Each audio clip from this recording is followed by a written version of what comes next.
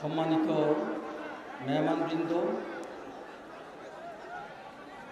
11 দলীয় জোটের নেতৃবৃন্দ, দূর দূরান্ত থেকে আগত 11 দলীয় জোটের কর্মী ভাইয়েরা, নোয়াখালীবাসী, সাংবাদিক বন্ধুগণ, প্রশাসনিক কর্মকর্তাবৃন্দ, এই বাজারের ব্যবসায়ীবৃন্দ, সম্মানিত ভাইয়েরা, আসসালামু আলাইকুম রহমতুল্লাহ। আজকে আমি প্রথম আল্লাহ রাব্বুল আলামিনের দরবারে শুকরিয়া আদায় করছি। এই গরমের মাঝে আপনারা ধৈর্যের সহিত কষ্ট করে বসে আছেন। আল্লাহ রাব্বুল আলামিন আপনাদের যাজায় খায় দান করুন।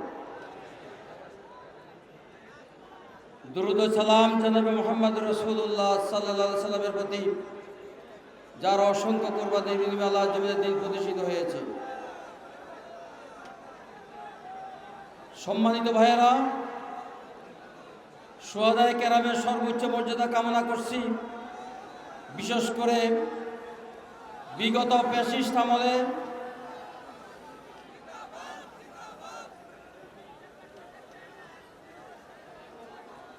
ফ্যাসিস্ট আমলে আমাদের প্রথম সারির 11 জন সহ হাজার হাজার নেতাকর্মীকে শহীদ করা হয়েছে। বৈষম্য বিরোধী আন্দোলনে প্রায় 2000 ছাত্র শ্রমিক জনতাকে শহীদ করা হয়েছে। 35,000 মানুষকে তারা আহত করেছে। এর মধ্যে 15 থেকে 16,000 হাত পা হারিয়ে পঙ্গুত্ব বরণ করেছে। 5 থেকে 600 চোখ হারিয়ে অন্ধত্ব বরণ করেছে। আমরা এর সুষ্ঠু বিচার চাই। আমাদের প্রাণের স্পন্দন হাদির শাহাদাতের বিচার আমরা চাই। সম্মানিত বন্ধুগণ, যারা জুলাইকে ওন করে না, যারা জুলাই যুদ্ধকে যারা সমর্থন করে না, আর যারা সমর্থন করে, বাংলাদেশ এই 2 ভাগে বিভক্ত হয়ে পড়েছে। বাংলাদেশের মানুষ 12 তারিখে এই দেশে 11 দলের পক্ষে, 12 তারিখ নোয়াখালী জেলাতে 4টি আসনে দাঁড়িপাল্লা, 2টি আসনে পদ্মকলির পক্ষে বাংলাদেশের মানুষ রায় দেবে ইনশাআল্লাহ। সম্মানিত ভাইয়েরা, আমরা আশা করেছিলাম আমাদের প্রতিপক্ষ বন্ধু লন্ডন থেকে এসে আমাদেরকে কিছু আশার বাণী শোনাবেন।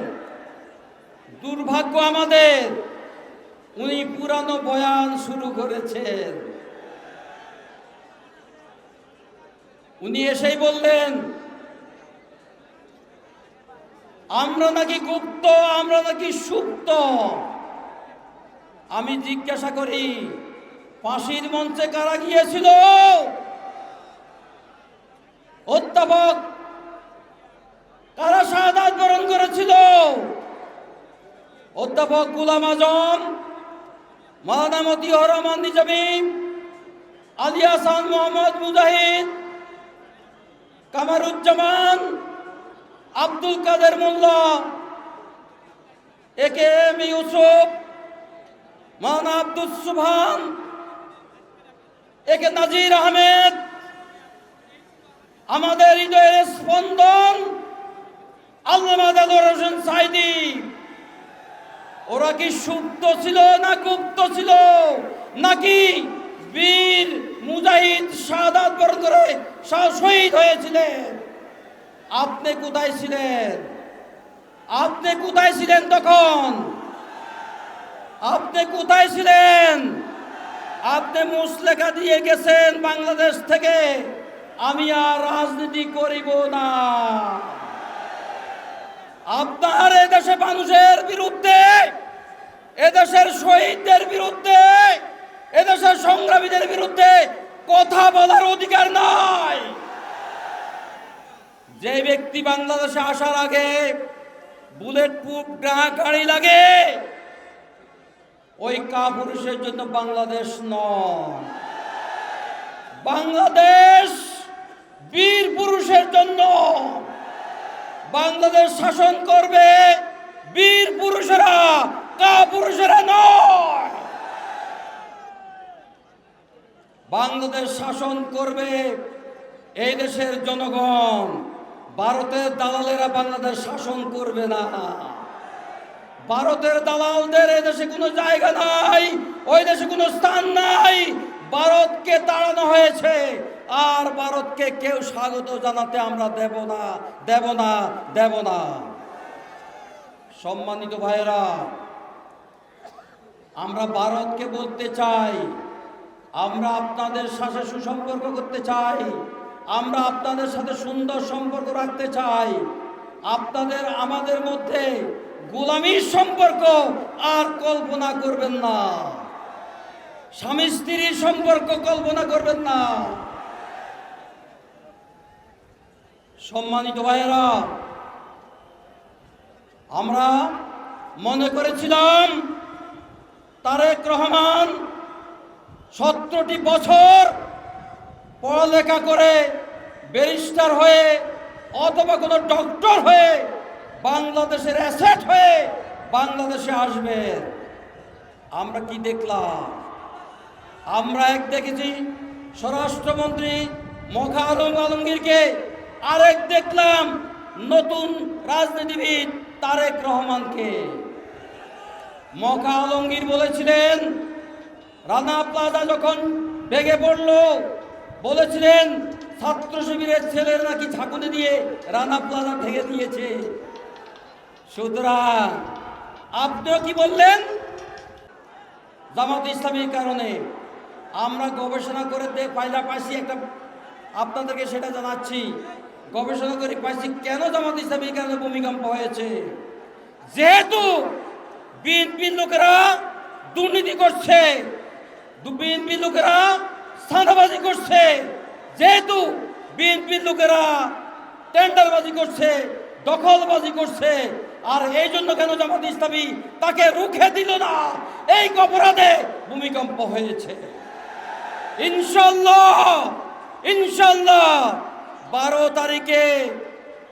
তারিখের পর 13 তারিখে দুর্নীতিবাজ, চাঁদাবাজ, দখলবাজ, নারীদের হেনস্থাকারী, অপরাধী, তাদেরকে ধরা হবে এবং বাংলার মাটিতে দাফন করা হবে ইনশাল্লাহ। ভূমিকম্প থেমে যাবে ইনশাল্লাহ। সম্মানিত ভাইরা, নোয়াখালী, এই নোয়াখালী সবচেয়ে অবহেলিত এলাকা। আমরা ঘোষণা করছি, জামাত ইসলামী যদি রাষ্ট্র ক্ষমতায় আসে, তাহলে আমরা নোয়াখালীকে বিভাগ বানানোর জন্য চেষ্টা করবো ইনশাল্লাহ। আমরা জামাত ইসলামী যদি 11 জজ যদি ক্ষমতায় আসে, আমাদের প্রস্তাবিত বিমানবন্দর বাস্তবায়ন হবে ইনশাল্লাহ। জামাত ইসলামী যদি বাংলাদেশের মসনদে আসে, তাহলে ছোট পেনি নদীতে কোম্পানিগঞ্জ, মুজাফর, সেখানে ক্লোজার নির্মাণ করা হবে ইনশাল্লাহ। বাংলাদেশে যদি 11 জোট যদি ক্ষমতায় আসে, তাহলে জলাবদ্ধতা দূর করা হবে, খালগুলো পুনরুদ্ধার করা হবে ইনশাল্লাহ।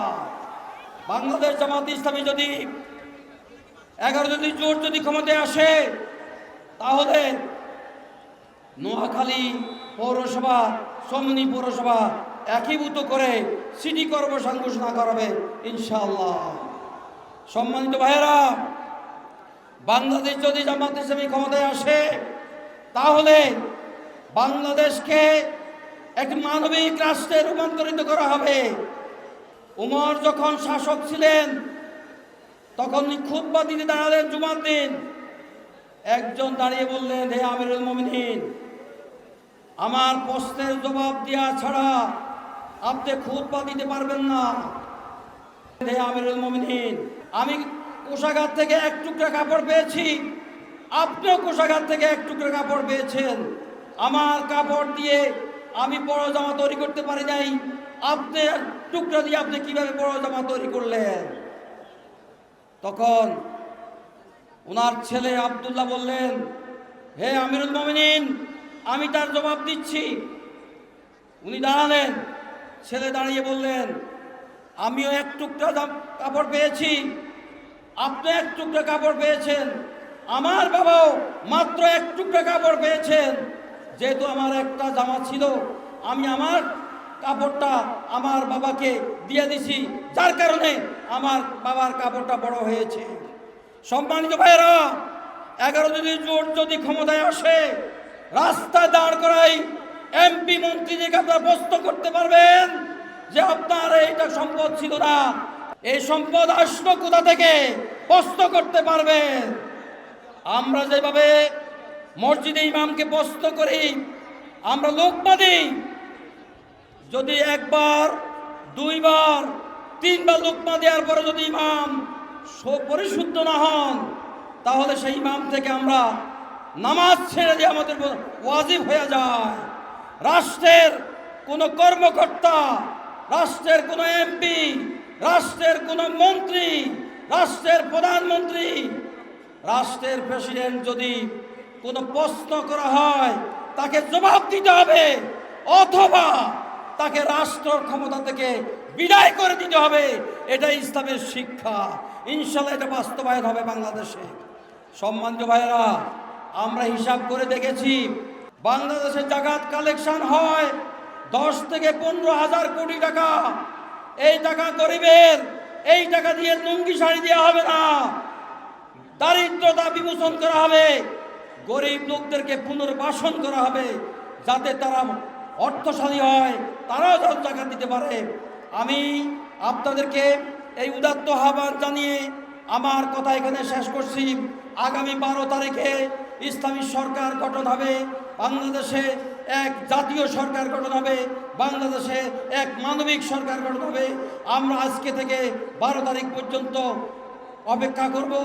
আমরা সবার কাছে যাব, ভোট চাইব, এবং 12 তারিখ জীবনের বিনিময়ে আমরা আমাদের কেন্দ্র রক্ষা করব ইনশাআল্লাহ।